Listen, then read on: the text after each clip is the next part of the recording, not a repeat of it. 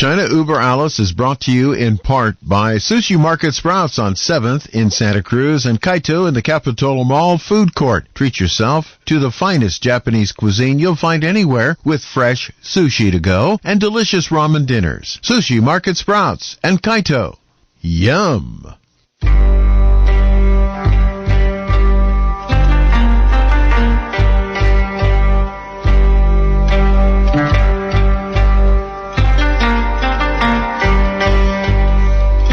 Welcome to China Uber Alice for this Thursday. I'm Bill Graff, your host. I'm joined by my regular guests, Nan Su, a senior reporter from the Epoch Times, and Amy Howe, a survivor of the re-education camps from the Cultural Revolution in China under Chairman Mao. And before we get going in the program today, I'd forgotten how much I enjoy ramen. And so I went over to Kaito and had some ramen yesterday. Oh, wow. I'd forgotten what really good ramen tastes like. Anyway, we're proud to have them as one of our sponsors for our program. And if you ever get a chance, head on over to the Capitola Mall and go to Kaito for some ramen. It was well worth the wait, believe me. We have a great show for you today. We really do. Stephen Schaerer will discuss surviving Chinese detention and the risks of doing business in China. This is going to be a fascinating bit of our program. Yes, he just got a book freshly out 2 months ago. The book's name is called Surviving Chinese Communist Detention. Billy, you forgot a communist. Not just the Chinese detention, it's a Chinese communist detention. Well, in a moment, as we do every time we start the program, we'll hear about the hell that is living in China under the Communist Party, and how not just detention gets you, but just living in the community. Amy will tell us all about that in just a moment. But so we've heard that sort of rhetoric before, but now we're going to hear about somebody who went over there to do business and ended up in jail. Yep. Not a particularly fun time at all. Anyway, as always, we begin our program with Amy because she has some fascinating stories under her life in China. Amy, first of all, once again, welcome to our program. We're glad you were able to join us again today. Hi, everybody. Good afternoon. Good afternoon, Amy. Good afternoon. Listen, this is going to be a fascinating thing because not only does China do this apparently to its own citizens, like as you tell us every week, but we're going to find out that apparently people who went over to go conduct business in China, if they say the wrong thing or do the wrong thing, are going to end up in jail, which is what Stephen Schaerer had happened to him. But anyway, let's start out with your story for today, if we might. Yes. I just said last couple of weeks, I think 4 weeks, I'm talking about after I reconnected with my old friend and the old schoolmate during the last Father's Day. So they all told it's 4 girls and 1 boy. And they all grow up without a father. So today, we already talked about the 4 girls' story. And their father either was jailed and sent to the forced labor camp, murdered, tortured, or suicide. So this, the last story is the boy. His name is Steve. And he lives in New York area right now. And he is also grew up without the father. And he's my older schoolmate. He's class 67. I'm a class 68. He's 1 year older than me. And then we went to the re-education camp together. We went to the same camp. And but he's a very, very shy boy. And he never, when he was young, I think a lot to do with without a father, and he's kind of insecure. He never come out to play with other kids, doesn't matter boys or girls. So we hardly talk to each other. Even we went to the labor camp together, re-education camp together. We hardly, I think only once. One time, we have the village, have this in front of the village. We are living in the up here, and down there we use the water, the river, and they're always flooded when summertime. So then one time I went to counting some clinic to get some medicine and come back, and the river was flooded, so can't go across. I saw him just coming down and to fetching some water. And so I just waved at him asking for help, because otherwise I'm not able to cross the river because the current was, because so shallow the river, the current is very, very, very fast, gonna just flush you away. And so he come in, and he was still very shy. He not even try to give me, help me use his hand. He just hand me the tree branch. I hold the branch, he helped me cross the river. So when in the middle of the river, and I all of a sudden he went in a deep hole down there, and just flushed away. So good thing I was so lucky. I stand in the higher ground, so I just able to standing and not then survived from the river. So we both survived. After a few minutes, we get to the higher ground, so it didn't flush away. So that's the second time I was. The first time I was talk to him, contact him. Actually, is. Then I went to. I supposed to go to Shanghai, the science, technology, and the university, but they found out my father have some overseas relationship, so I cannot be trusted to accept it. So they just dumped me there. So even then, probably a few months later, the Kunming and the technology engineering school accept me. And at that time, Steve was sent to a very remote village as a teacher, to teaching over there, the elementary school. And when we leaving, and they all coming to say goodbye to me, and so he said that he wanted to go to the university. He tried maybe next year, and maybe next year.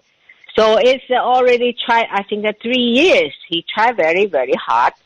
And finally, he's always the exam and test result, he always the number one.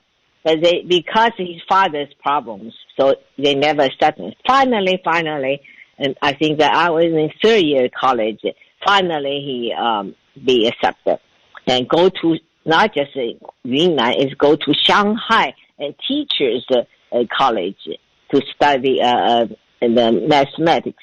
He's very good at mathematics. Anyway, so that's the second time I have a chance to talk to him. He stopped in Kunming, and I took him at lunch. I asked him, I said, so many years you still keep on going. So what really keep you going? And he was silent for a while. Then he told me, he said that humiliation. So then he told me something about his father's story. And so his father was born in Australia and studied in Germany. I think I studied chemistry. He's an engineer. And that I had to tell you about some Chinese history. I don't know. Maybe Billy and Nan, maybe you heard about that. That time in 1943, and they have this called a Sino-American Special Technical Cooperative Organization, short for SACO, SACO. It's basically not with communist China. It's before communist with the Kuomintang government, America. The two countries have mutual treaty, and to forming a intelligence gathering entity. So that's the entity called SACO. And so his father was an engineer and is still working in Germany because he was born in Australia. So his English and German all very good, but he's Chinese origin. And so that time after Pearl Harbor, and he think he should go back to China and to helping the Kuomintang government to fight the Japanese. And so he took a great risk. And all the way, I think from Hamburg to London, and then all the way from London all the way the ship to Shanghai.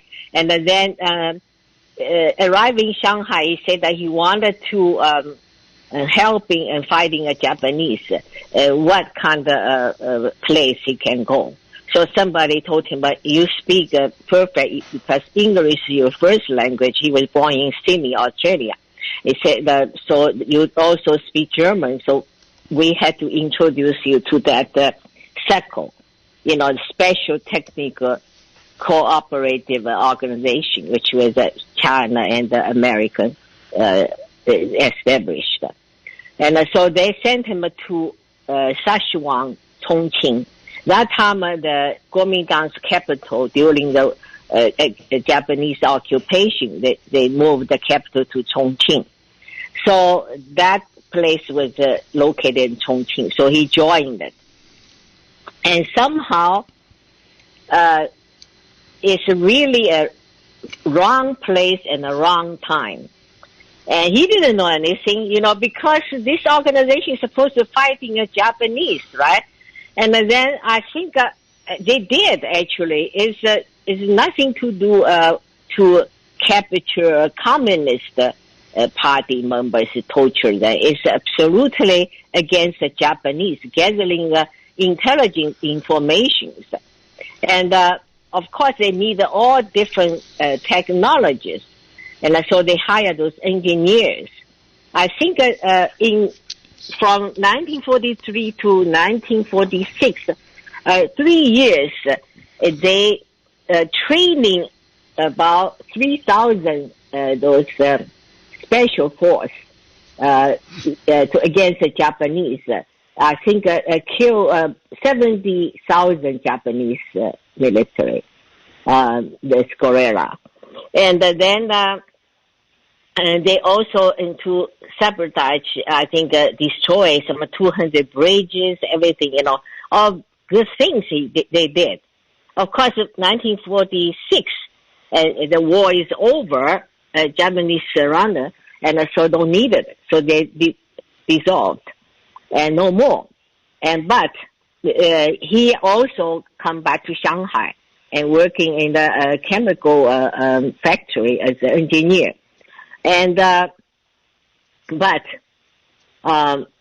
during that 46 to 49, and that time still the Kuomintang control China, not the Communist Party. And he was a guy didn't know anything about politics because most of his life or living in the free world, and he didn't know anything about communist or anything. And he's also not interested, not joining anything. So he just working as an engineer and get married. And at that time, I think in 1947, he have a daughter. And my friend Steve was born in 1951. So basically, a very happy family. But what's happened is after communists took over, and they named that organization, SECO, is Imperial, the capitalist, American, foreign aggressor or whatever they call, and they were use this organization to capture communist party member, torturing whatever. So they also set up it's like a museum, and they use the handcuff and everything, say that's the evidence to show this organization was torturing communist party member. Also, somebody wrote a book called The Red Rock or something, and making a movie, and also make the opera or something. And so make everybody know that's the very bad place as American and Kuomintang government cooperated organization. So anybody work for that organization, and they're gonna be captured, they're gonna be arrested and sent to the jail and prison. And so this guy was captured in 1952 because they say that he joined there. He didn't do anything. He just engineer. And also, the time he was there, they did everything against the Japanese. So he's supposed to be a hero, right? But end up becoming a criminal. So they arrested him and sent to a prison, and actually the forced labor camp near Shanghai. And so for almost 30 years. So when Steve was born, 1951, I think 1 year old, and his father sent away. And they labored an anti-revolution family. So it's immediately becoming an enemy of the state. So they also lost the income because the father's only one work. So the mother had to do everything could and to feed the family. And so I remember he taught everybody in the apartment, all the people complex, all the girls to learn piano. So we pay her 6 yuan a month to learn piano. So he get 10 students, so that to make some to buy some food to feed the kids. And so I'm trying to say is that finally 1981 or something, and that this old guy released from the prison. He was an old guy. I never met him. First I met him in San Francisco. And, I saw when he was young, their wedding pictures. And he was a handsome young man. And of course he got out of jail, and he hardly can speak anymore. It's because nobody taught to him in the labor camp, whatever. So he lost the ability to speak. And then the whole family, 1981, they prepared to immigrate to Canada, because Steve already out to Canada study in the university, Alberta University. And so the whole family gonna move there. But he's the only one didn't want to go. So they were asking, why you don't want to go? He said, I just, if I gonna meet all my old friends, if they still alive, all, classmates, relatives, everybody, they're gonna ask, what did you do all your life? He said, how I can answer? They said, well, you don't have to say anything. He said, I just don't want to talk to anybody. I just don't want to go. So he said, I just die in whatever the apartment in Shanghai. He said, you guys go. But finally they convinced him to Canada. And so I'm talking about in Chinese jail, they can turn a person, basically it's like a dead man walking, took away everything and including your soul, your spirit, you basically dead, just the body still there. So that's what I'm talking about. That's the last story about the father. Wow. And so he went to China with the family. Did he ever? Yeah. Did he ever? Come out of it at all, Amy? No, 1981. Yeah. Finally, they released him, and so the whole family moved in Edmonton and Canada. He died in 91, and with in family, finally out. But the whole his life took 30 years of his life away from him. Yeah, that's right. He all lived. Because of this joining this SECO, Sino-American Cooperative Organization, for 2 years. That's it. Yeah. Yeah. Wow. Well, Chinese jail, it's like worse than hell. I personally knew a person who was one of the candidate, 3 times nominated for Nobel Peace Prize. He's considered China's Mandela, and his name is Gao Zhisheng. They put him in a solid cell for 3 years without window. A solid cell without window. At 52. No, at 52, he lost all his teeth. Wow. You see, can you imagine? You don't see sunlight 24 hours, nothing, whole year long. Wow. No other person to talk to, nothing. That's right. Wow. Just really bad. Well, Amy, once again, I've told you this before. Growing up in the United States, I don't have the same life experience to know what you're talking about, but the story is horrific enough anyway. Wow. Anyway, we have our, I think we do anyway. Do we have our guest? I believe he's typing that right now. Yeah, it's a 702 area code, so I'm pretty sure that's... That's it. We got our guest. Our guest today, Stephen Schaerer. Yeah. He's author of the book. It was just newly published back in May. Surviving Chinese Communist Detention. And he is American. He went to China do business. He was a very successful businessman in his 20s. But however, in China, the communist regime have all the ways to get you. He was unfortunately detained under some sort of false accusation by Chinese regime, and he ended up in a detention center for a months-long bitter experience. I'm not going to tell you more. I'm going to have him tell you what he experienced. Mr. Schaerer, welcome to our program.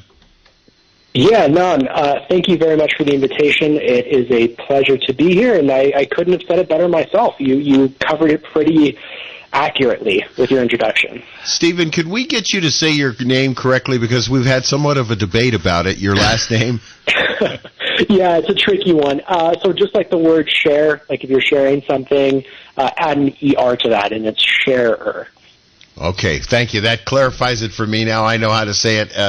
Thank you so much for agreeing to tell us. I know that when you tell a story like this, you also relive the experience. So I hope it's not too traumatic for you, but we have been talking. Amy, one of our regular guests on the program, regularly talks about what it was like. In fact, while you were coming online today, she was finishing her story about a friend whose father spent 30 years in a Chinese prison during the re-education period under Chairman Mao.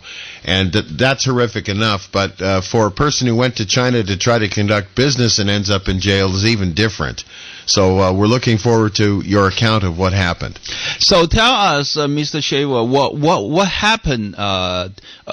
First of all, when did you decide to go to China? When was that? And what kind of a business you are doing there? Yeah, it's a great question. So I just kind of go back to the beginning. I'm originally from, born in the Bay Area, in the San Francisco Bay Area of California.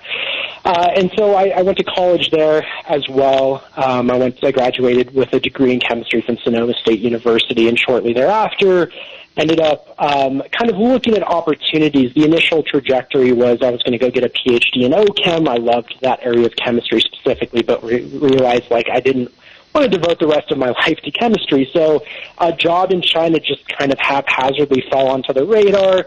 initially teaching adult English learners in Beijing, and I thought, hey, why not? That seems like a pretty cool idea. I have 2 immigrant parents myself. I've lived and worked around, lived and traveled around the world at that time.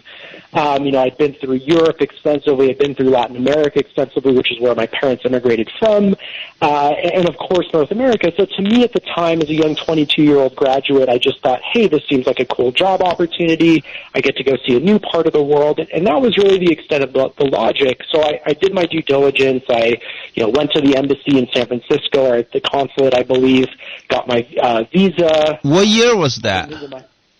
This was, 2011 is when I graduated from college. This was basically January, February of 2012. Okay. So what happened after that? I flew to China. I landed in Beijing and ended up working there for about 5 years. Initially, I was studying Mandarin and working, and so as my Mandarin improved, it kind of just opened up doors to new opportunities.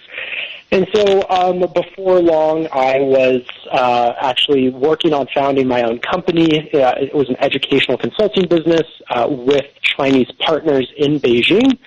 And we did that successfully, and that was in my mid-20s. We had founded the company, and we were operating, and then shortly thereafter, I'd say about 1.5 to 2 years later, is when the incident happened where there was essentially a police raid, which is, people here in the United States hear that and they're like, oh my gosh, that's crazy. But what they fail to recognize is that's kind of just common in China. It's not uncommon for police to go into offices where foreigners are working and for them to just, kind of shut down operations, interview foreigners. And I use the foreigner word not to be derogatory, but because that's simply what you're called as a non-native Chinese living and working in China. You're referred to as a Lao Wai or a Waiguoren, and then that's, in the subways, at restaurants, there's a lot of kind of discussion as to why that is, but just what you're called. And so anyway, there was a police raid. They came in, and I had dealt with this multiple times in the past. Most foreigners have. And they asked, questions. But where we first realized things were getting a little bit strange was that they had asked us to go into the police station the next day, and we realized that is where this is not a normal kind of just conversation with the police, where they ask for your visa and your papers, but where this was going to turn into something a little bit different. Now, let's stop right here before we go further. You say that you have several experience before that happened, police authority question you. What was the reason for them to actually approaching you for that several times? So one of the things, there's a lot to be said about that. In China, one of the things that you come to realize is there is a very strong distrust, and it stems from the CCP, about foreigners. The foreigners are not really trusted in China, and this is not a slight against the Chinese people. I go through great lengths in my own book to explain that the Chinese people and the Chinese Communist Party are two vastly different entities, and they are not one and the same. So it's not a critique of the Chinese people, but it's really the authoritarian system that they operate under. And there's a lot of great quotes. But I think one of the most telling ones is from Yuan Guiyin, who was the ex-education minister of China, and he has a quote, and this is not verbatim, but it's pretty close, something to the effect of, foreign textbooks are not to be used in Chinese schools. The number one threat to Chinese education are Western ideals, Western, democracy, and we must embrace socialist values and things of that nature. And so from the top down, from the government down to the individual level, there's a strong distrust of foreigners. One of the things that was common, actually my first summer in Beijing, there was for a lot of different reasons, a nationwide crackdown on illegal foreigners, I believe it was called, run by the CCP and the PSB, the People's Public Security Bureau that's in charge of kind of monitoring and watching foreigners in China, literally just working on kind of deporting illegal foreigners and stuff in the country. But one of the things that I tell people about as well is the poster that the CCP put up in China. I believe it was around 2014, 2015, which was the story of Little Yi, I believe is what it was called. And this was a pretty notorious poster. You can find it online if you Google the story of Little Yi. Basically what that was about was a cartoon strip where there is this public servant who works for the government, and her name is Little Yi, and she is courted by this bad foreigner with red hair. And so the cartoon strip, and this was put up around China, this was in apartment complexes and buildings and everywhere, and the cartoon strip is basically Little Yi being courted by this red-haired, foreigner who tries to steal state secrets. And then ultimately the bad red-haired foreigner ends up breaking her heart and disappearing and trying to steal state secrets. And so the entire point of the comic strip is at the end, it's basically two Chinese security kind of officials from the CCP lecturing Little Yi about the dangers of bad foreign men and how foreign men are out there trying to steal state secrets from China. And then I believe at the bottom of the poster there is literally a phone number for Chinese nationals to call and report dangerous foreigners. So whether we're talking about the education industry, whether we're just talking about the government, there is a strong and heavy distrust of foreigners, and this is something that you just have to kind of live with when you're living in China. Now, I have to ask one question here before you go further to tell us the story, what happened after you were brought to the police authority. What was your original intention when you started your business of education in China? What did you try to do over there?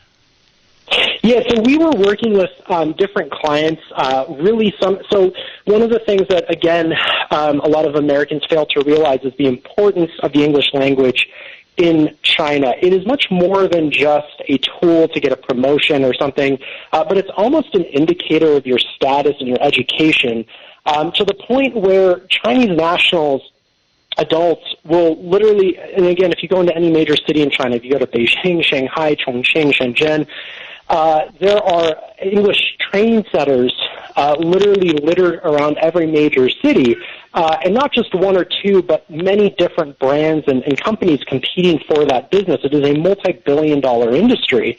Why? For a number of different reasons. You can point to the Gaokao, the Chinese kind of SAT equivalent, where English is a requirement, but also the importance of English kind of socioeconomically as an indicator of your education, your status, things of that nature. And so what you have in China, in Beijing specifically, is all of these kind of adult English training centers where every type of adult, from government to doctors to lawyers to Fortune 500 employees, are flocking to these English training centers after work to improve their English literacy. Why? Some are going to go off to PhD programs abroad. Others are working to try and get a promotion. Some have to because it's a requirement of the company. So we were filling that space where we were working with both individual clients who were working on improving their English for these different reasons, but at the same time we were also working with companies to help them market their products to different adult English learners in Beijing. Wow. As far as I heard your story, you're really trying to help the community and the people in China. So what's your question, Amy? Yes. I have a couple of questions for Steve. Steve, so that before they put you in jail, and did have any court procedure, any legal procedure? No. They just arrest you? Yeah, and there was not in the sense of what you and I would think of here in the United States. One of the reasons I devote several chapters to explaining the legal system and just China in general in the beginning of the book is literally because, when I came back to the United States, I had Americans asking me, why didn't you try and get a lawyer? And they fail to realize we're talking about a country where there is no due process, there are no Miranda rights, there's no day in court, and if there is, it's heavily skewed or biased. And China's a country where human rights lawyers of all people are detained, tortured, and executed. So that we really, in the book, I'm really trying to establish a baseline, a point of reference for Americans to understand how crazy the system is over there. And so, no, to answer your question, there was no formal, process of any kind. Essentially what happened, I was brought to the police station that next morning.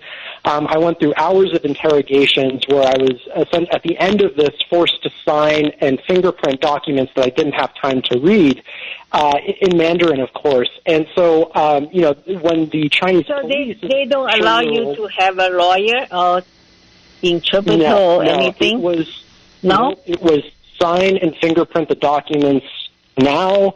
And of course, we asked for time. We asked, hey, can we, contact our embassy? And no, it was sign and fingerprint documents. That was it. No procedures. Yeah, nothing. So, what are exactly the charges? Is criminal or civil? Is it like your license? You have a criminal. Yeah, no criminal charges of any kind. And this is, in the book I explained the vague nature of Chinese quote-unquote security laws, where you recently had a Chinese billionaire who, I think last week, was detained and arrested for quote-unquote like provoking trouble in the country. What does that really mean? So my formal charge eventually, at the end of the day, I was told, on the way to this black site Chinese prison cell, the formal charge, and I still have my deportation document, is quote-unquote illegal employment. Now, of course, I had a legal work visa, I had a legal alien permit, I had my tax documentation, my incorporation papers, but of course they don't care. These laws are written so vaguely that you can arrest anyone at any time for any reason, and that's it. And then you're going to be forced to sign these quote-unquote confession documents and fingerprint them, and then shortly thereafter they just take you. It's state-sanctioned kidnapping. Wow. So one more question. So they detain you in that place. That's all American, foreign citizen, or Chinese, or mixed up? Everybody. It was mixed. It was everybody. It was mainly Chinese. So essentially what happened was we were kind of carted around for a day from location to location, from one holding cell to another, finally to a processing place. We were forced to undergo very strange and odd medical tests as well. Not only having your blood drawn, but, I had my face shoved into an iris scanner, so my eyes were kind of scanned. There are a lot of very strange things done to us. We were stripped down naked and marched through metal detectors. Wow. But ultimately the last place that we were brought, which was the black site, kind of facility that does not exist on foreign or domestic maps. You cannot find it on Google or Baidu. You can find the location, but there's nothing to click on, right? There's no this is a prison compound. It's just a building in the middle of nowhere. So ultimately we were brought there, we were detained and thrown, separated and put into different prison cells. And the prison cell I was in had about, at the time on day one, about 13 Chinese inmates and about 3 other foreign nationals who were from the Middle East and Africa. Total 16 people in the cell? I believe it was 16 or 17, including myself, yeah. Describe to us... So you're not allowed to talk to each other? No? So in the cell, you can communicate. You can talk to each other because once you're thrown in the cell, and it's a very overcramped, crowded cell. It's 17 inmates. The cell is maybe designed for 8 to 10 people tops. There's one squatter toilet. You're locked up 24 hours a day. You eat out of a communal bucket. You sleep on blood-stained blankets on kind of crowded wooden boards, wooden planks, I should say. So there's just not enough space. You're malnourished within days. And these conditions are designed to kill you, right? So I was the only person detained in the prison compound for the first, I would say, week or two, who could speak English and Mandarin. So often the guards would come pull me out of the prison cell. Why? Because foreign inmates would stop eating. That's how bad the conditions were. So I had to translate for foreign nationals from South Africa, another one from Nigeria, to try and help them eat again, because after just a few days, the conditions were so bad. The food is so, it's not really even food. You're eating, the morning breakfast with some kind of yellow sludge in a bucket. So you have, which is poured through a funnel in the doors, and you have about 17 inmates rushing to the bucket to try and eat out of this communal trough. So again, these are horrific conditions. They're dangerous. They're deadly, and we're glossing over the violence. Just the malnourishment alone and the sleep deprivation are enough to put someone into a very bad place within days. Hey, Mr. Schaerer, describe to us, do you have an estimate how big the room is, the cell that's detaining 16, 17 people? That's a good question. Look, to be honest, I think it's not much different than one of those, 18-wheelers, and what's on the back of that, the kind of actual kind of cargo hold, maybe even shorter than that. It's not, I want to say maybe 25 feet by 10 or 15 feet, something like that. It's a small space. There's way too many people. It's overcrowded. You're sleeping on these crowded wooden planks, but you're not even sleeping because there's these, floodlights, shining down on you 24 hours a day. Every night you have to do what's called the watch, and you have to do 2-hour rotations where you stand there and you watch the other inmates to make sure no one's killing each other. And if someone does try to harm each other, and there's a lot of close calls, it's a prison, you have to go hit a red button on the wall. So it's very chaotic. It's very dangerous. The sleep deprivation, the malnutrition, the violence. These are not safe. This is not a safe environment. Now, for that little cargo space that hold about like 16, 17 people, the restroom is also in there too? Yeah, so the restroom is just, there's like a sliding glass door. And so I believe that's done so they can monitor you constantly, because in the top corner there's a camera, right? And so there's a sliding glass door that leads into a very, small space, and that's where there's one sink, there's one squatter toilet, on a little kind of nozzle. When the water is running, the water is not always running, which is where, every few days you're allowed to take a shower. Oh, wow. Once every few days you're allowed to? Yeah, so the water would shut off often, so you never knew if the water would be on or off.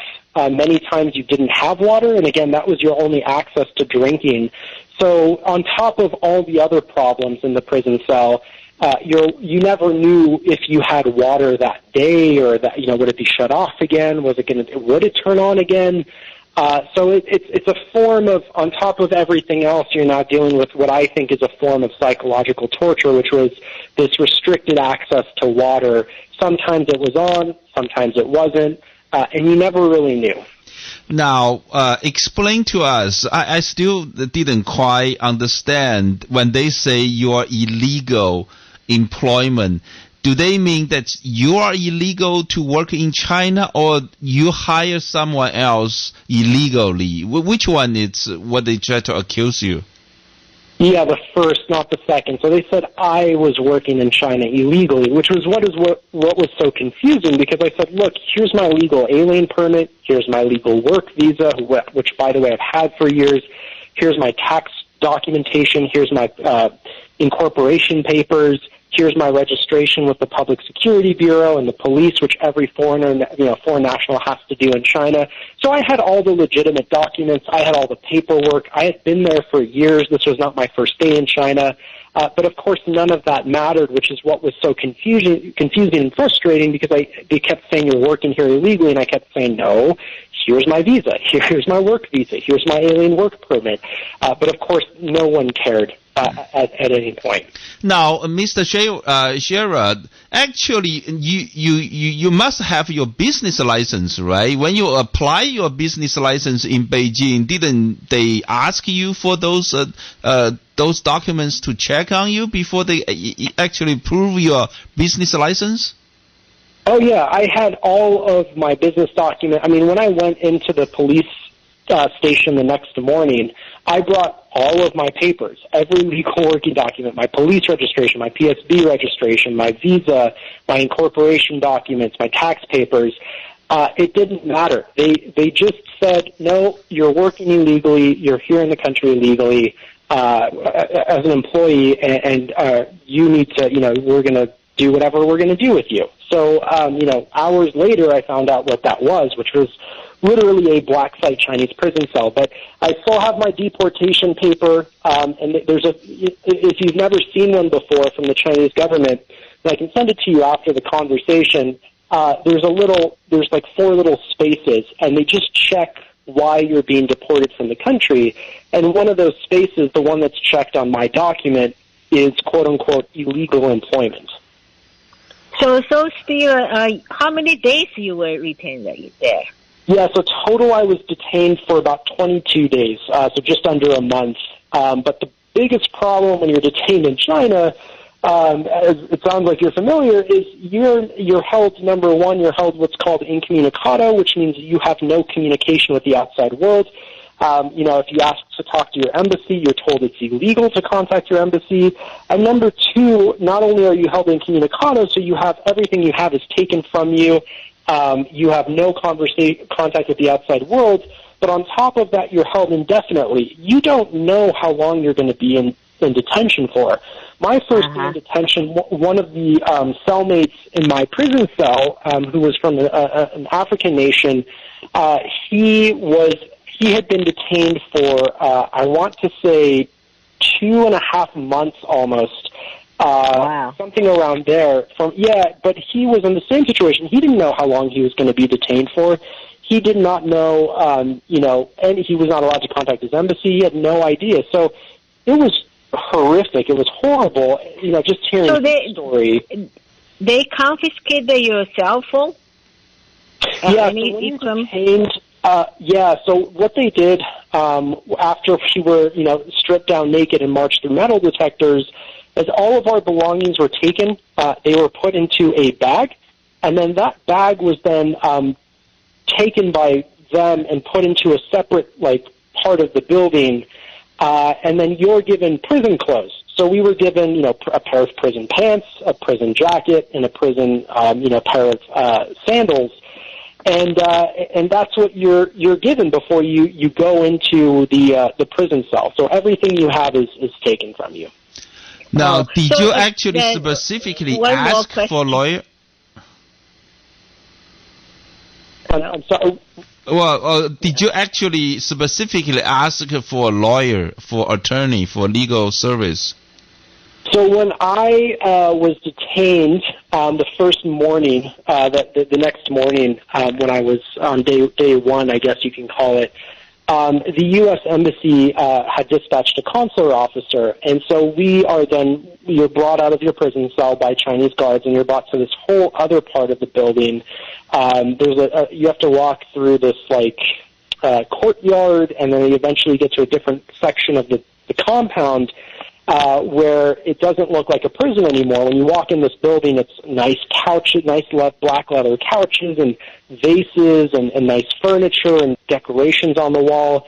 And so this is the first morning where you meet with your consular officer, and so in come a flood of consular officers from tons of different countries, the UK, India, Poland, Germany. I mean, lots of different people are detained here, and there's, many other foreign nationals who are detained too.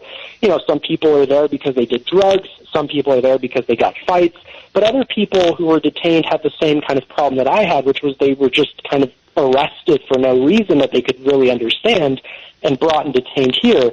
So the consular officers come in, you meet with them, you sit down, you talk, and then you address kind of, what's happening and what's going on. And you're starting to get an idea of what can and can't be done. And so the lawyer issue came up, and they said, we can definitely try to get you one if you want. We can't be your lawyer as a diplomat. We don't have that ability, through diplomatic channels and stuff, but we can definitely contact one for you.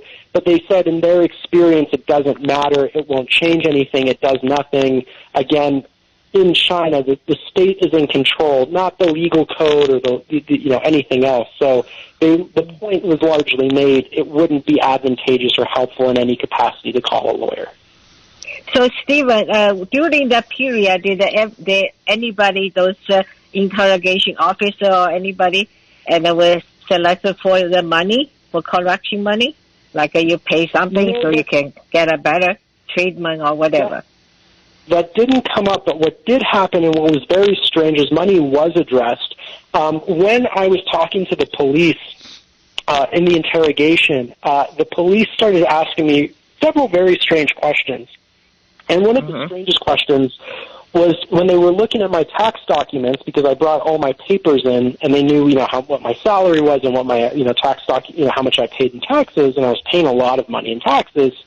They were, one of the very strange things was they started asking me, they said, well, do you know how much we make as Chinese police officers? And I said, well, I don't know how much you make as a Chinese police officer. And they said, oh, well, you know what? You make more than us. And they were essentially implying that because I made more than a police officer, that was bad somehow. And that in and of itself was almost a problem. And so the conversation took these very strange turns that really didn't have to do with the law or my, visa status, but just about like, hey, do you know how much we make and you make more than us? Yeah. Implying that was wrong in and of itself. So money did come up in the conversation in strange ways. Stephen, we're going to have to take our first hour break here, and then we're running out of time on the first hour. You can stay with us for the second hour and continue this, I hope. 100%. Absolutely. Okay, so I'm going to break here, and we'll be back with more on China Uber Alice. We're talking to Stephen Schaerer, who has the unfortunate life experience of being in a Chinese jail for basically Chinese communist jail for doing nothing wrong. Nothing wrong. Anyway, we'll get to that in a minute. Satisfy your hunger with a fresh, prepared, twice-daily grab-and-go sushi you'll find waiting for you at Sushi Market Sprouts, 2 blocks from the beach at 300 7th Avenue in Santa Cruz. Fresh, delicious, and oh so good. Hello, I'm Junko, and I look forward to serving you at the Sushi Market Sprouts. Attorney Joe Cordell. For many men, divorce brings a bewildering sense of loss. You feel adrift, isolated, like you're the only person in the world. But the good news is, you're not alone. Cordell & Cordell is here to help. For more than 30 years, Cordell & Cordell has been there to guide men through all aspects of divorce. And we'll be there for you. Schedule an appointment with one of Cordell & Cordell's California area attorneys. 1455 Frazee Road, Suite 500, San Diego, California, 92108. CordellCordell.com. I'm Jim Chubb with Pacific Inland. Our NMLS 361091. If you're interested in buying or refinancing, I suggest you take advantage of my reliable expert advice. I'm at 818-7700. I help you make informed mortgage choices with zero selling. See my Sunday column in the Sentinel. We have a 30-year fixed at 3.375 APR with no closing costs. Some restrictions apply. Call me, 818-7700 for individual pricing. That's 818-7700.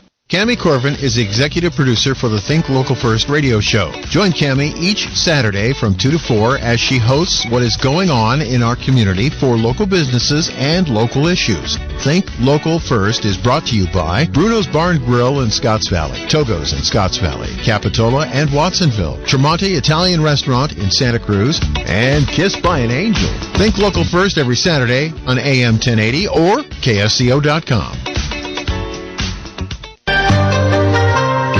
That's our first hour of China Uber Alice for today. We'll be back after the news break at the top of the hour for our second hour with Stephen Schaerer and Nana Nami. I'm Bill Graff. This is KSCO Santa Cruz.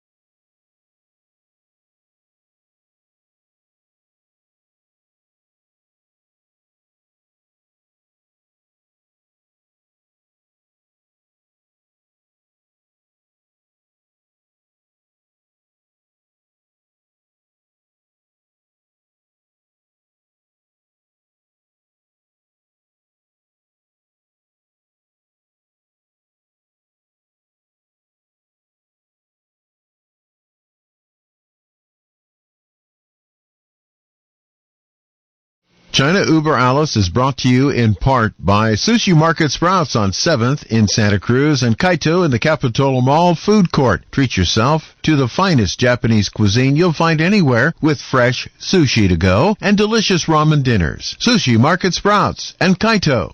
Yum!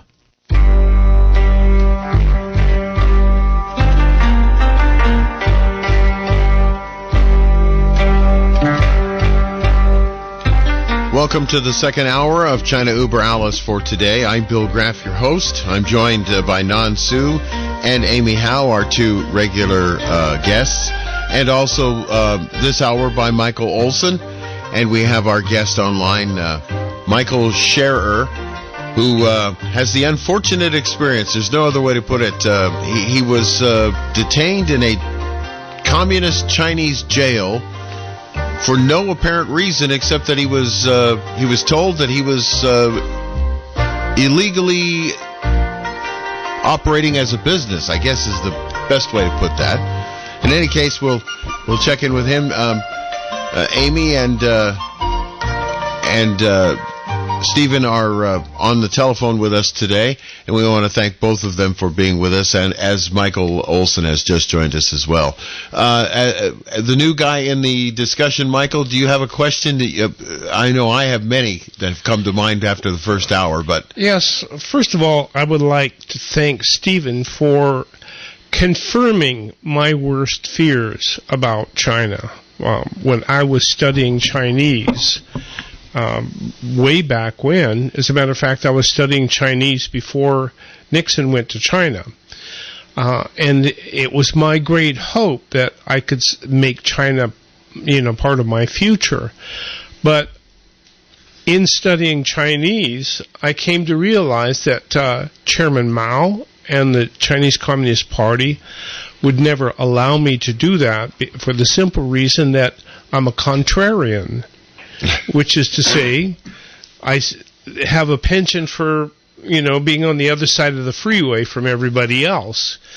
And I realized that there was no room for contrarians in China. And I would have been like Stephen. I would have been in the clink if I was lucky. Stephen, do you see... Were you a contrarian too? Hey, Michael, it's a pleasure to meet, and you really took the words right out of my mouth. I'm fascinated at the time and when you were studying Chinese, and I have a ton of questions for you as well. But to answer your question, really, I think what makes the entire experience so odd is there was nothing that I was doing in China. I wasn't trying to incite some revolution or speaking out against the country in any way. In the book, I write about being pretty apolitical prior to all of this, just being a guy trying to run a business, and that was it. One of the things that I talk about, and I'm sure you're familiar with this, is one of the first things I learned about, having just been dropped off in Beijing, so to speak, were the 3 T's, is that you as a foreign national do not talk about Tiananmen, do not talk about Taiwan, do not talk about Tibet. You're a guest in this country, and you don't talk about these things that could lead to, societal upheaval. So I really just kind of did my thing and did what I think a lot of Chinese people kind of say, which is, look, we let the government govern, and we live our lives. We run our business or take care of our family, and that's it. And I really kind of embodied that. So I don't know that, sure, now, yes, contrarian, undoubtedly. But at the time, I'm not sure that there was anything particularly, dangerous or red flagged about me as an individual. I was just a guy kind of running a company, and that was that. Well, that you were running a company in itself would be a contrarian thing if you think about it. But I don't think you have to be revolutionary or antagonistic toward the government or anything like that to be a contrarian and get in trouble. You can just, want to go in a different direction. You can see the herd heading for the cliff, and you can say, well, wait a minute, why are you heading to the cliff? And then you're a contrarian. Right. And this is one of the things that I kind of discuss as well, is that using the broader contrarian term under what we would associate it with here in the U.S., which is, you're out, protesting and stuff. But your point is so spot on, which is you just being a foreign national, and this is what we discussed in the first hour, is sufficient in and of itself to make you a contrarian in China. And one of the big problems that China has is how do we deal with foreign nationals in our country? The traditional approach to dealing with where and when dissent occurs, which is to, kind of detain, lock up, make these, Chinese nationals disappear, and their stories are horrific and the suffering that they go through, doesn't really work when you have a foreign national, right? And so I try to put people into the perspective of the CCP with the concept of face and all these other things, which is on one end of the spectrum, China wants to say, like, look, we're just as good as the West. We can have foreign nationals living here and running their companies, and we're the same in that way as the quote-unquote developed West. But what happens if you have a foreign national with the existing framework of distrust that exists, who maybe does dissent, who maybe does think in their own way, who maybe happens to marry a Chinese national, have Chinese kids, doesn't agree with the government? What do you as the CCP do to handle that individual who may become influential, has a following on, call it Weibo or WeChat?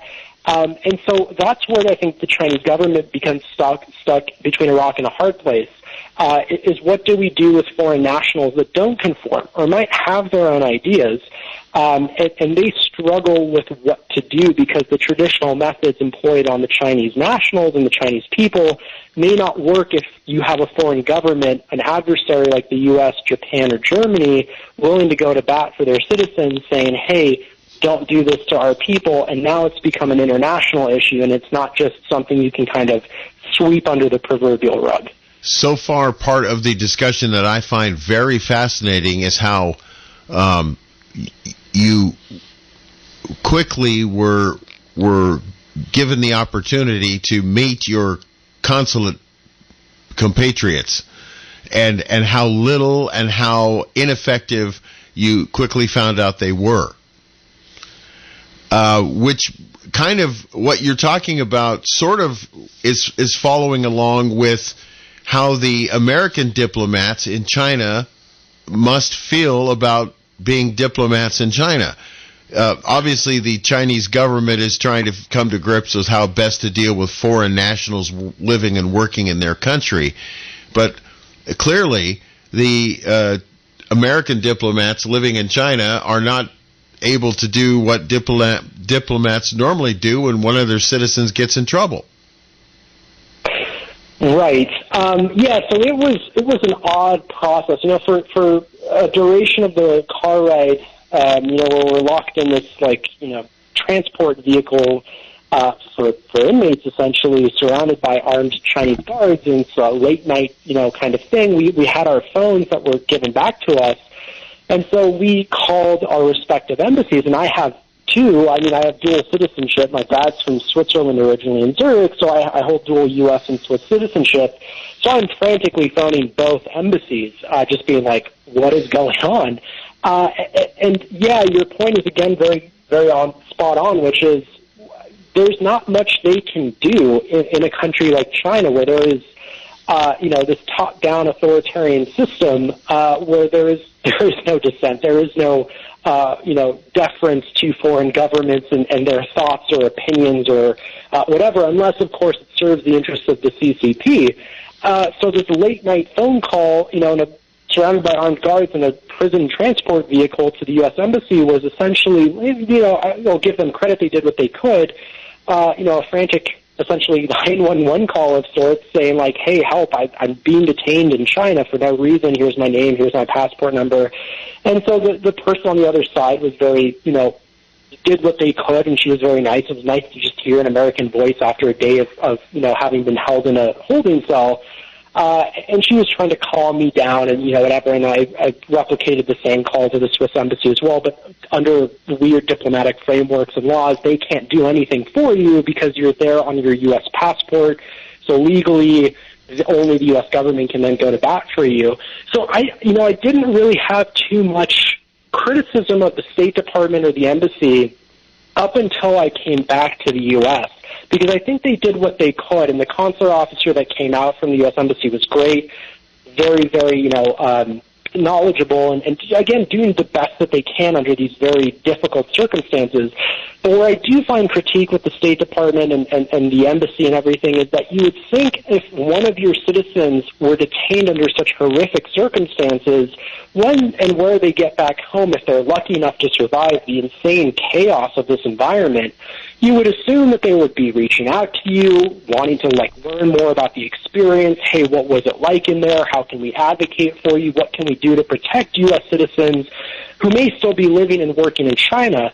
And there was nothing. And that, to me, I think is the biggest issue here, is the disconnect between what's happening on the ground and the, call it lack of interest by the people in charge of protecting American lives abroad and advocating for their interests, namely entrepreneurs of all people, and a stunning just disconnect and lack of conversation or communication in any capacity.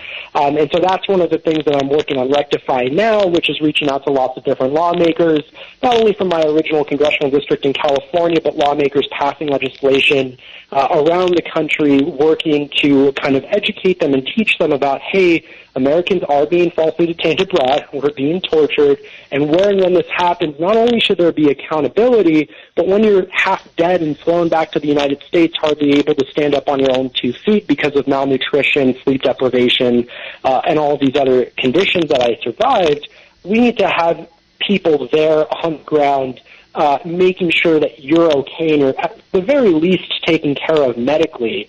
I returned in a half-dead state, just kind of at San Francisco International, and yeah, sure, family was there, but there was no kind of, hey, from a government perspective, are we taking care of this individual who just nearly died under horrific circumstances? So that's one of the things that I work on, is really advocacy from a legislative perspective, not only for accountability, but also in terms of taking care of people when and where this happens. And even worse than my story, I'm sure I don't need to remind you of what happened to Otto Warmbier, the 21-year-old from Pennsylvania, who actually died. His body was flown back from North Korea in a comatose state after being falsely accused of stealing a pamphlet out of a hotel, and survived, I would assume, even worse conditions. So this is taking the lives of American citizens. We need to just vocally speak up about this and say, you know what? No, we will not trade. We will not do business. We will not, allow these kind of relationships to persist and to exist where our citizens are being tortured for absolutely no reason at all.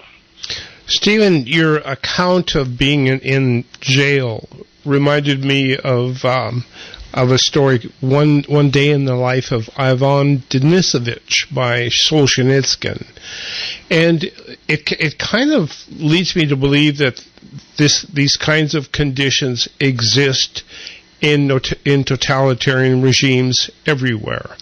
I suspect that your jail experience would be no different than what I hear happening in Cuba right now, or Venezuela, or North Korea, or anywhere where there is a extremely powerful central government that is extremely paranoid about its hold on control.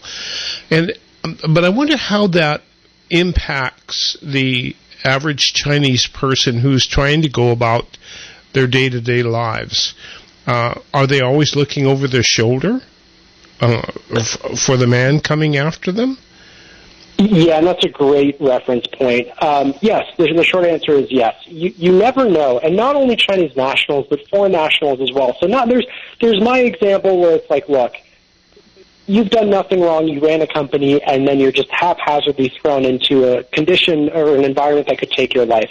But let's say you did something wrong. Let's say you're one of the foreign nationals that were in my prison cells and other cells that you meet that are detained because they actually broke the law. It's guy A got in a fight, guy B did drugs. Should you have your life kind of thrown into a 50-50 coin flip for even breaking the law? And that in and of itself is a very pressing question.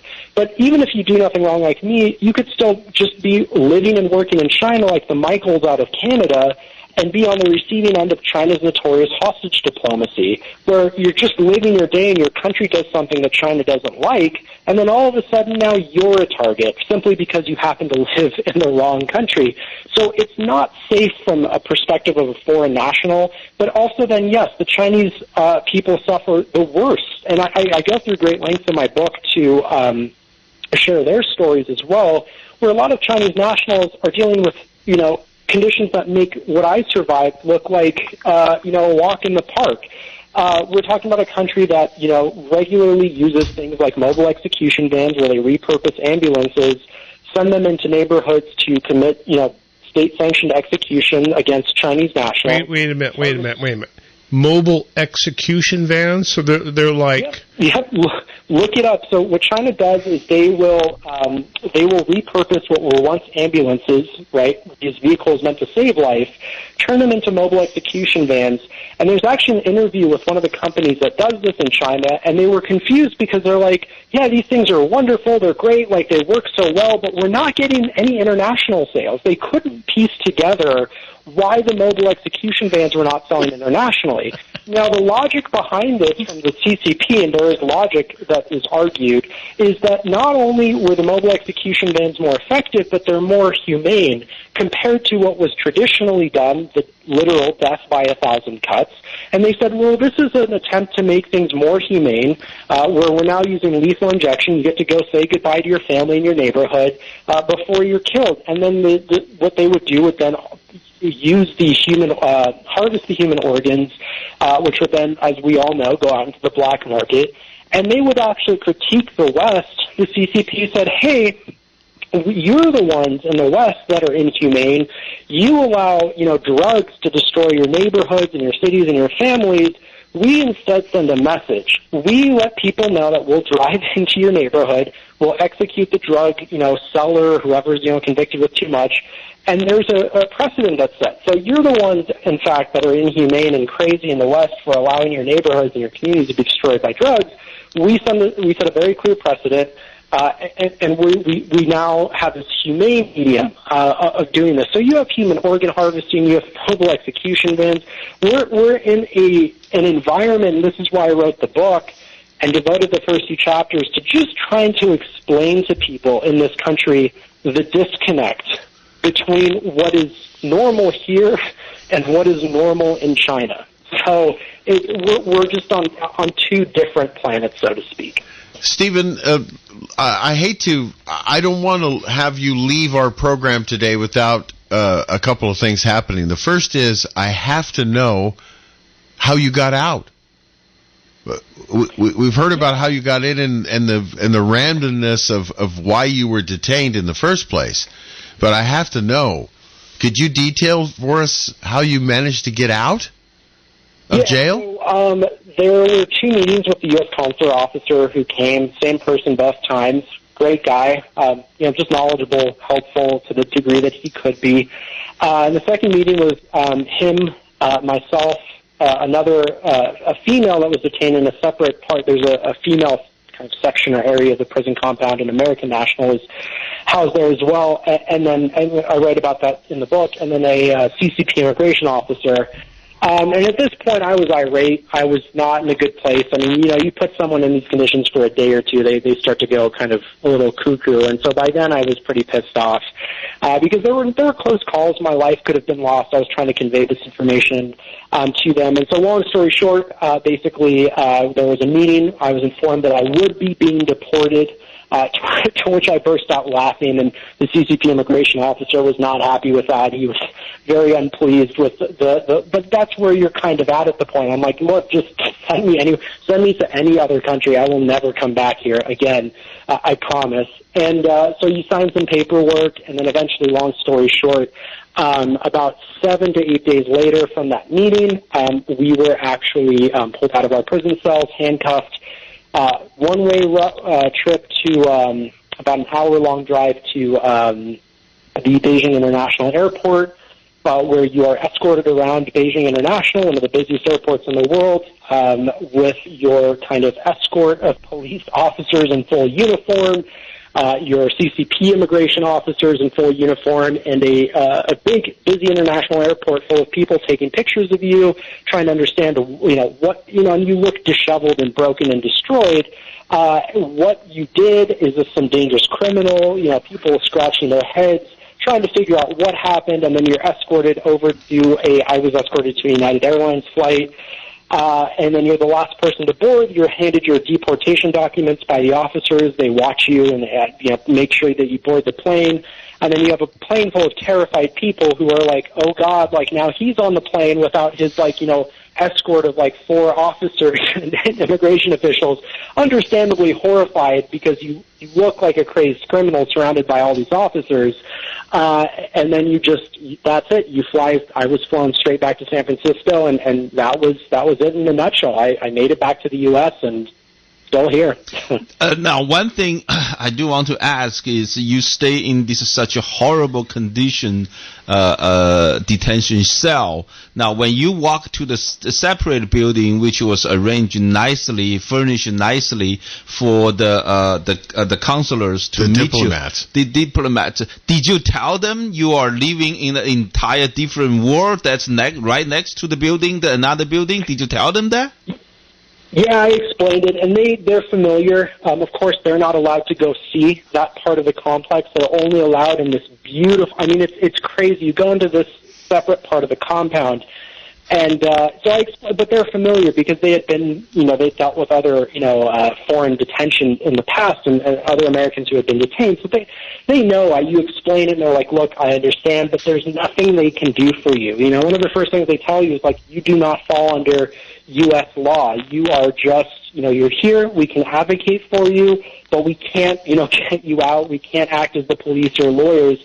But it's insane. You walk from absolute horrific conditions, just people on the brink of death who have stopped eating, and then you go into this other room, and it's, oversized leather couches, beautiful, expensive paintings on the wall, vases and wooden furniture and tiled floors, and all of it. It's like night and day. But of course, that's the whole point. They want to show the consular officers, oh, this is not bad. It's look at the nice couches, look at the wall art.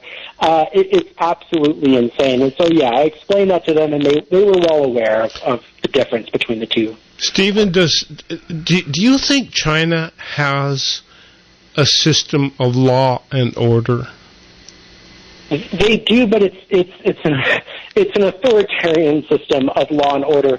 Look, the Chinese can point to a framework of lots of different laws that are written down on paper and all of this stuff, but what you consistently find, report after report, and I cite many in the book, is that there is an underlying framework of, the notorious Guanxi relationships, bribery, etc., and that's just how it kind of works in China. It's easier to be able to just be in power and decide on any given day what's good for China, and that's the thing that you're going to do. And so, yes, they can point to laws on paper, and they can say, look, we've legislated them, but most often what you'll find consistently is that it is the framework is completely built upon a system of bribery, corruption, to which even, look at, Xi Jinping and his war on tigers and flies. He's even trying to root out corruption. It's such a huge issue out there. So there is, in a technical sense of the term, but when it comes to the actual application, not so much. Yeah. Are you willing to take telephone calls? I have several people who would like to ask you some questions. Do you mind? I'd love to, 100%. All right, so we're going to go first to, let me make sure I got everybody locked in here first before I touch any buttons. Okay, so now let's go to line 2 would be Marcia. Marcia, do you have a question for Stephen? Well, thank you so much for allowing me to be involved. I'm just floored, and I'm just interested. When you were sequestered, when you were taken away, what happened to the food in your refrigerator and your rent where you were living and your people that were working under you and your equipment? I mean, what happened when you walked away from that world? Does that make sense? Is there anyone there? Oh, we got Stephen. No, we lost Stephen. What happened? Oh, my goodness, yes.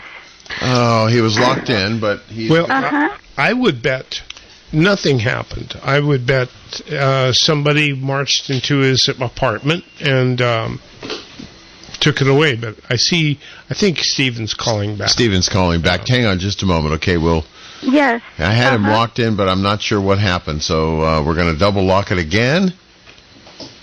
Yeah, we got it. Okay, so we're going to go like that.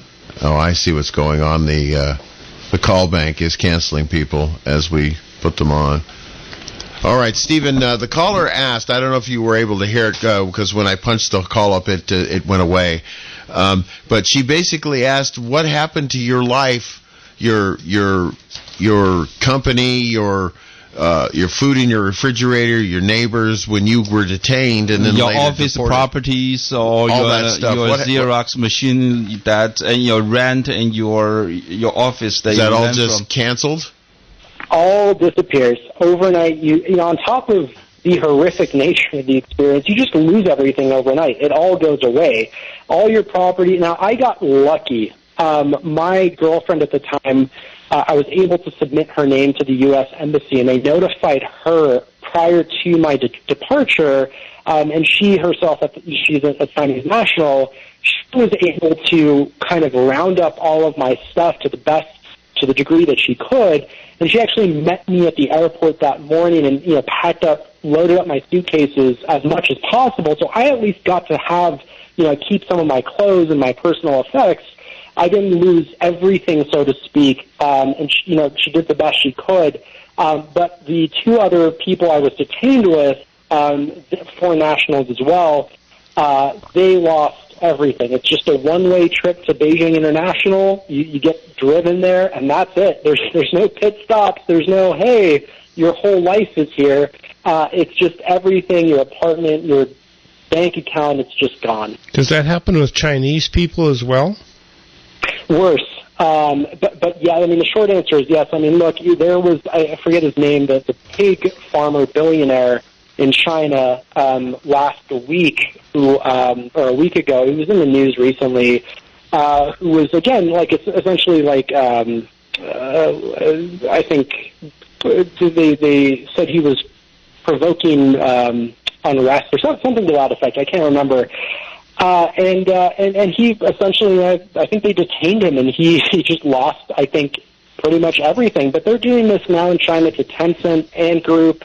There is this kind of war. I mean, even the recent IPO with Didi, the kind of Uber equivalent, the national Uber equivalent in China, where there was this kind of, crackdown on them. I mean, all of these companies, whether it's Chinese corporations, whether it's Chinese nationals or foreign nationals, you lose everything, and then it's, hopefully you can resurface at some point. But in my case now, it was just all gone.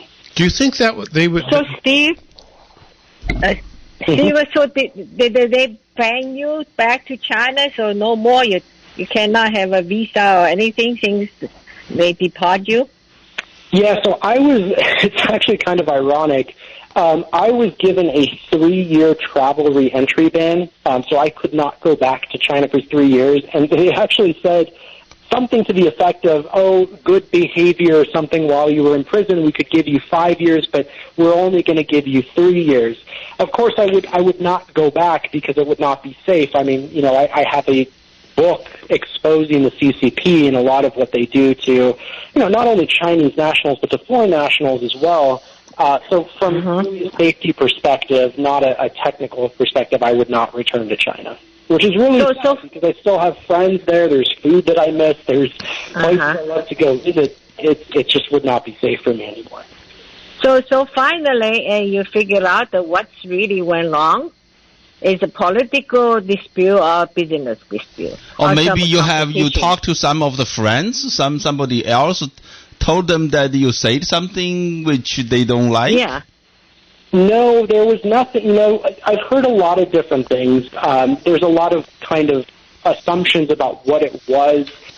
Some people say this was one of the ways that local CCP members kind of, punch for control and recognition and notoriety is they kind of use deportation and arrest as a medium of kind of showing that they are loyal to the party and that they are, serious about cracking down on the risks and the dangers of foreigners. Other people say that, this was just kind of, you got unlucky. This happens to business people in China from time to time. But again, look, whether it's happenstance or whether it is, hostage diplomacy like the two Michaels out of Canada, the recurring theme is that this can happen to anyone in China. It doesn't matter if you're German, Polish, Indian, Pakistani, American. This can happen to you if you're living and working in China any day, and I liken it to just sitting on a ticking time bomb. Eventually that bomb will go off. For a small business owner like myself, just running a small company and just trying to, build a life for yourself, or your Tesla and Uber coming in as a multinational corporation with billions of capital behind you, at the end of the day, you're going to lose. You're signing a deal with the devil by doing business in China, and it's really unfortunate because I love the Chinese people. I mean, it could not point to a more hospitable, kind group of people. They were so welcoming. I have great Chinese friends to this day. But the CCP kind of ruins it for everyone. And there was this opportunity to kind of, in the post-2008 after the Olympics, to kind of come together. And China lost that opportunity. And now, instead of, welcoming the world and working together, now we have, the CCP belligerently threatening to nuke Japan because they want to protect Taiwan, threatening to nuke the U.S. because we question COVID, threatening to, send ballistic missile strikes on Australia because they want to also protect Taiwan. We have a very belligerent CCP that is obsessed and drunk on power, this is they ruin it for the world, they ruin it for the Chinese people and for foreign expats like myself who are just trying to build a life there. Hey, Steve, do you think that the CCP could do to Tim Cook and Apple Incorporated what they did to you? Oh, I would even argue they largely have. I mean, there are a lot of papers about information sharing and data access for companies that are just allowed to operate in China. So they haven't done to Apple completely. There have been close calls, and there have been kind of crackdowns. What they have done to Uber or Tesla more recently, or me. But a day and time will come. I mean, at the end of the day, for the CCP, Chinese corporations, Chinese businesses have to be and reign supreme. There are tons of sectors and industries that you cannot even operate in as a foreign national, a foreign company or corporation because it is seen as a national security risk. Telecom is probably the most apt example where you only have 3 state-run Chinese corporations with China Mobile, Telecom, and Unicom. No foreign national or corporation could ever come into China and start a telecom business because it's seen as critical kind of infrastructure and data. So it's a very rigid system, and I would say Apple has already been on the receiving end of it. And then you see, there's other news bits, like you see Nike recently came out, and there was, they said we are, now I think the CEO said something to the effect of we are a company for China and of China. There's this, you either kind of bend the knee, so to speak, or you don't operate there. And it's almost that black and white. All right, I'm going to see if I can take another call and not drop you off again. Let me try see if we can talk to Dick. You're on with Stephen. Hello? Dick, are you there? Yeah, I'm here. Can you hear me? Yeah, we can. Go ahead. Yeah, I mean, I had questions about last week's program, but if you want me to hold on, I could make a comment about what you're talking about quickly. I would quickly say it's quite a story, and I wonder how many times it's been repeated. Your guest is obviously very enlightened now about the CCP and China in general. I thought the question Mike just asked was very probing about, as I remember, I think Mike just said would they do this to Tim Cook? Was that the question? Yeah. Yes. Could the same thing happen to Tim Cook and Apple Computer and all of the other multinationals who dream of going to China and capitalizing on that huge market? Think of that's the dream. And that was Stephen's dream, I bet. Oh my goodness, look at all the opportunity. And then, yeah. Well, I would say it's a matter of time. And the things that General Spaulding was talking about last week has a lot to do with it. I mean, obviously, if they go for Taiwan, they're going to lock down Tim Cook and company and everybody else, and just it's all going to be confiscated, become Chinese property. So they already probably have all the patents. That's the only reason he's there. I was in high tech all my life, so. And all you have are your patents, right? Pretty much, yeah. Hey, Dick, thanks for the call. We're going to move on because we want to try to get all the information in before. I'll call you next week about General Spaulding. All right, sounds good. Before because I want to make sure you've taken all this time to inform us about this, I want to find out about your book. If you can tell me a little bit about how folks can get your book, read it, find out about it. Tell us a little bit about that, if you would, Stephen. Yeah, so I think the most pressing issue is that, and one of the most surprising things, but I think it's kind of a sign of the times, is that the book has been on the receiving end of extensive censorship here in the United States. The title of the book is Surviving Chinese Communist Detention, and on one end of the spectrum, luckily it is still accessible. Luckily you can get it on Amazon, Barnes & Noble, Target, Walmart, etc. On the opposite end of the spectrum, the second I tried to, and my day job is in tech, so I'm very familiar with the world and how that works, and I'm from San Francisco originally. The second I even tried to log into Facebook to make a profile for the book, not myself, I wouldn't use Facebook if you paid me, but to literally just use it as a platform to share my message, to create a book profile and an author profile, I was blocked and banned within minutes. And it was one of those, you've violated every policy on earth, and you cannot challenge this decision in any capacity. So it was just a stunning revelation. But this is what you get when, every year that I was in Beijing, Mark Zuckerberg would come out just about not every year, but every now and again, and he would do his little awkward smog jog photo ops in front of Tiananmen Square, and then he would go meet with CCP officers downstream, begging for market access. And what is the reality downstream? My book, criticizing the CCP, Surviving Chinese Communist Detention, which is the title, is now blocked and banned on Facebook. So it's just a sign of the times, but luckily you can get it. Surviving Chinese Communist Detention, which is the title, is available on, again, Amazon, Barnes & Noble, Target.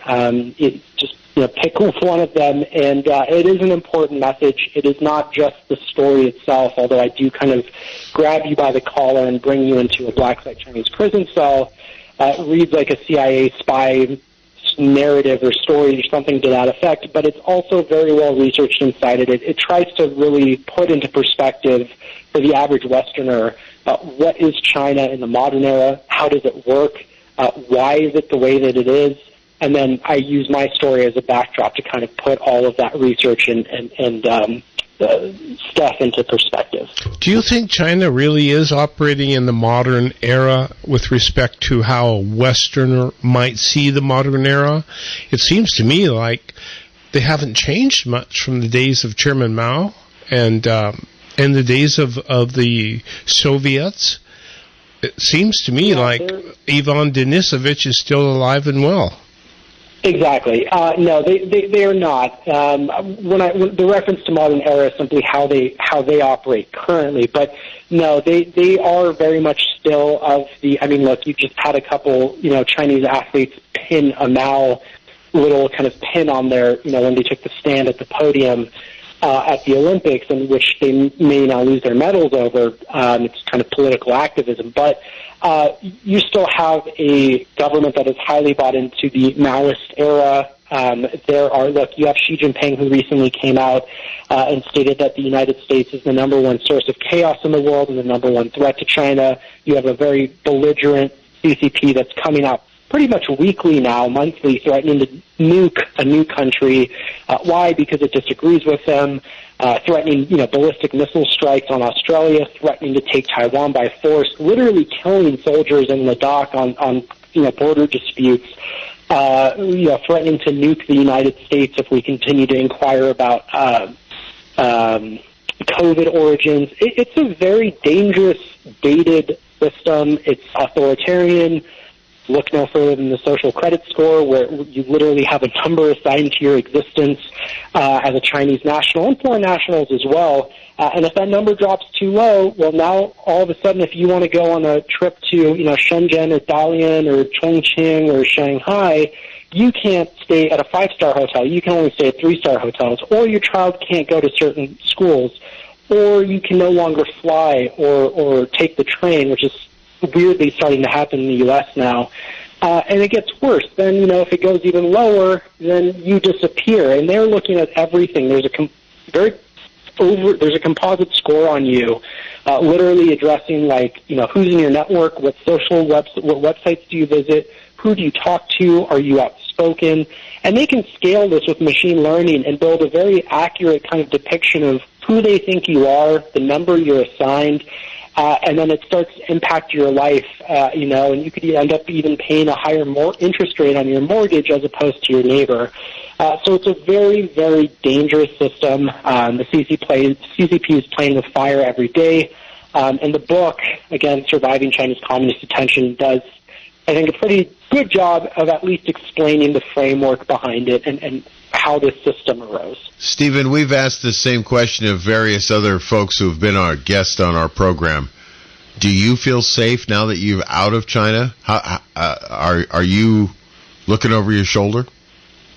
On the whole, I'm good. Again, China has to deal with some of the harsh realities of they can't do to foreign citizens as easily, I would say, what they do to Chinese nationals. Now, that's not without saying that there are Chinese operatives here in the United States. There was a great piece published recently, I'll have to look it up again, of literal Chinese police officers who work not only for China, but also working for, Interpol, who will fly into the U.S. under, the instruction of the Chinese government and admit on their, papers coming into the country, hey, we're Chinese officers, literally working with private investigators, ex-police, etc.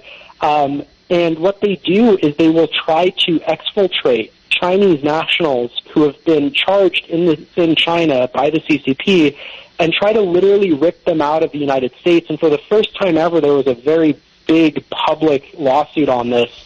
And they talk about these Chinese police hit squads that literally come into the U.S. to try to, bring by any means necessary, working with paid, PIs and detectives and stuff to try and get these Chinese nationals out of the U.S. so they can, quote-unquote, stand trial, be killed in China. And there's stories of them literally, one account was that they drugged a Chinese national at a Four Seasons in Canada and then wheeled him out with some disguise on and then put him on a chartered plane and somehow got him back to China. So these things are happening. We need to be very aware and vigilant. I think for the most part I'm safe as a U.S. national.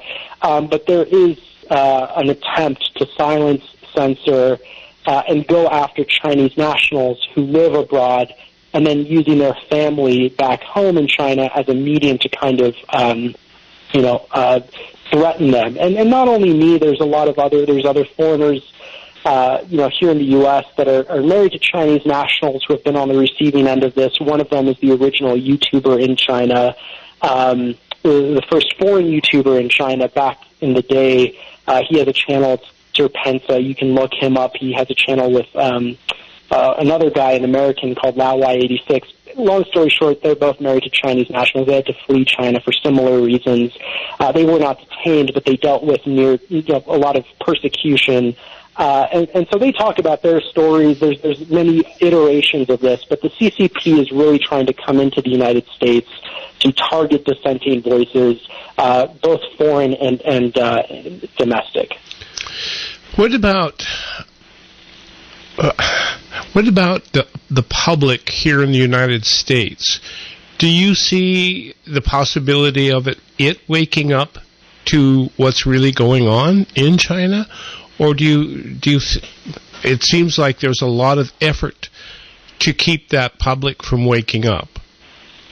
There is, yeah. And again, I mean, you can look no further than my book, which is, censored by big tech. California media, which is where I was born and raised, will not touch this story with a 10-foot pole. Which begs the question, why is international media like WION out of India reaching out to me to cover my story, whereas my own home state, media will not even, pretend like I don't exist? It's baffling, right? And so that there is an attempt to kind of censor the message. There is, and why they do not want, the CCP pours billions of dollars into keeping what I have exposed secret. They want these things to not exist on maps. They want these things to exist not at all. They don't want anyone to know about the ugly realities of black site prison cells, Xinjiang concentration camps, human organ harvesting, mobile execution vans. These are things that are meant to be quiet. It's an authoritarian state. And the U.S. public is slowly waking up. Stories like my own and YouTubers who have similar experiences to mine, who are sharing their stories through social media platforms, and the good work of platforms like Epoch Times in China and Censored and other kind of various platforms that are talking about these issues, warning that, hey, this is not just something happening in China, but this can come here, and in many ways it is. Censorship largely being one of the primary mediums. I mean, I remember when I was in Beijing for my first couple of years, and the New York Times tried to publish an op-ed, some kind of piece on corruption in the Politburo, the Chinese kind of standing committee, and the CCP was like, don't do that, and they did. And the next morning, I remember the New York Times was gone. You couldn't access it anymore. They blocked and censored it nationwide. And then downstream from that, they started forcing New York Times foreign correspondents out of the country. So then you come back to the United States, and I'm, hearing, Psaki or Sakai, under Biden's administration, saying that, well, if someone's, banned on one platform, which I'm banned on Facebook, they should be banned from all platforms. So the attempt to kind of mirror what's happening in China through different mediums is terrifying. It is scary. Never in my wildest dreams. I remember when the New York Times was banned in China, I remember thinking, oh, well, luckily for me, I'm from the United States. We have free speech. We don't have that there. Here we are. We do have it here now, and it's slowly encroaching its way into the kind of national psyche. So stories like mine are censored for a reason. They don't want people to wake up to what happens when this kind of authoritarian CCP influence and this creep yields and slowly makes its way onto our shores, which is happening. On that note, we are out of time, Stephen. We want to thank you so much for taking time in your afternoon, almost 2 hours, to be with us. Thank you so much. I think we all of our hosts and guests here, we learn a lot from your story, and I certainly hope our audience learn a lot from your story too. 再见，好同志。 Good to be here. Oh, thank you. Thank you. All right, we will go to our final break here, and then we'll come back to wrap up our program today. Satisfy your hunger right now with the delicious ramen and sushi you'll find waiting for you at Kaito. Easy in and out location in the Capitola Mall food court. Special orders welcome. Fresh, delicious, and oh so good. This is Koji. I'm looking forward to seeing you at my restaurant, Kaito. Samaya's Eco Flooring and Design Center has moved. Our new home is 3155 Porter Street in Soquel. Same great service and quality flooring with a wide variety of flooring choices. Open Monday through Saturday, 10 a.m. to 4 p.m. or by appointment. We offer free quotes and a discount if you mention this ad. Samaya's Eco Flooring and Design Center, 831-466-9719. That's 831-466-9719 or ecowoodfloor.com. Coast Paper and Supply has been family-owned and operated since 1948. They have a wide array of products available, including brand name and eco-friendly cleaning supplies, paper goods, and compostable plates, cups, and cutlery. Whether your needs are for business or home, Coast Paper and Supply's friendly and reliable staff have what you're looking for. You can find them at 151 Josephine on River Street in Santa Cruz, Monday through Friday from 8 a.m. to 4:30, or call at 831-423-3350. Coast Paper and Supply is a proud member of Think Local First. Hello, everybody. This is Dave Michaels, and I am excited. And do you know why? Because now there's a new way to show support for your favorite radio station. Now, here at KSCO and KOMY, we really appreciate when you shop out our advertisers and tell others to listen. But now there is a third option, and that is to directly contribute by logging on to KSCO.com. There, you will find a link that will allow you to make a one-time or a recurring donation. Now, you can do your part to not just spread the word about us, but to also directly support local programming like Good Morning Monterey Bay, The Charles Friedman Show, The Noon Balloon, KSCO Presents, and Flight 1080. And that's just the beginning. We have a lot more on the way and can really use your help. This is an exciting time for us at KSCO, and we would be thrilled if you joined our mission. Log on to KSCO.com, make a one-time or recurring donation, and show your support. Donations can also be sent to KSCO 2300 Portola Drive in Santa Cruz. Cammie Corvin is the executive producer for the Think Local First radio show. Join Cammie each Saturday from 2 to 4 as she hosts what is going on in our community for local businesses and local issues. Think Local First is brought to you by Bruno's Barn Grill in Scotts Valley, Togo's in Scotts Valley, Capitola and Watsonville, Tremonti Italian Restaurant in Santa Cruz, and Kissed by an Angel. Think Local First every Saturday on AM 1080 or KSCO.com. Chef Ben here from the Back Nine Grill and Bar at the Pasatiempo exit, sharing with you our family meal. A full rack of ribs, a whole smoked chicken, a pound of pulled pork, and plenty of barbecue sauce, served with a full quart of baked beans, coleslaw, macaroni and cheese, dinner rolls, onions and pickles, including dessert, homemade brownies, and a pint of Marianne's vanilla bean ice cream. Feeds 4 to 6 hungry people, ready in 15 minutes. See you at the 9. Well, that's our program for today. I want to thank Amy Howe for her story and kicking the program off. And what Amy talks about comes around, and boy, did it ever today. And yeah, it sure did, Amy. And Nan-Su for his excellent setup of our guest today. And to Stephen Schaerer, who had quite a story to tell us. I want to thank all of you for listening. We'll be back next week on China Uber Alice. This is KSCO Santa Cruz.